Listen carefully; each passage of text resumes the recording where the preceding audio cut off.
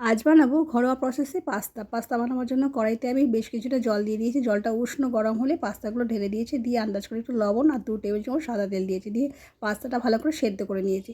পাস্তাটা ভালো করে সেদ্ধ হয়ে গেলে একটা ছাঁকনির মধ্যে জলটাকে ঝেরোতে দিয়েছি। তারপর কড়াইতে আমি 3 টেবিল চামচ সাদা তেল দিয়ে কুচনো রসুনটা আর কুচনো পেঁয়াজটা দিয়ে ভালো করে একটু ভাজা ভাজা করে নিয়ে আন্দাজ করে বেশ কিছুটা লবণ দিয়ে দিয়েছি।